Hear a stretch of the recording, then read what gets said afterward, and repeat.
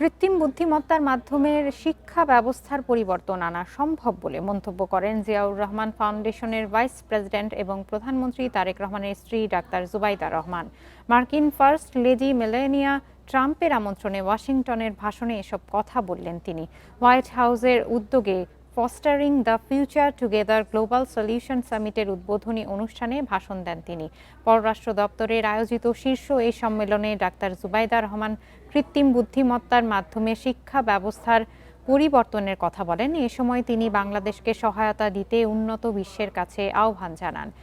নতুন রিন গভীর থেকে পরিষ্কার করে কাপড়কে রাখে নতুনের মতো উজ্জ্বল। নতুন রিন অ্যাডভান্সড পাউডার। বিভিন্ন উদ্ভাবনী প্রযুক্তি ও স্বাস্থ্য সেবা শিশুদের দোরগোড়ায় পৌঁছে দিতে সরকার কাজ করছে জানান doctor Zubaida Rahman.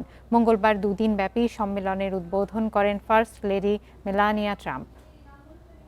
That responsible use of artificial intelligence কৃত্রিম বুদ্ধিমত্তার ব্যবহার শিক্ষা ব্যবস্থাকে আমূল পরিবর্তন করতে পারে, বিশেষ করে বাংলাদেশের মতো দেশে যেখানে প্রশিক্ষিত শিক্ষক ও শিক্ষা সামগ্রীর অভাব রয়েছে। আমাদের সরকার শিক্ষক ও শিক্ষার্থীদের ডিজিটাল যুগে সফল হতে প্রয়োজনীয় ব্যবস্থা নিচ্ছে।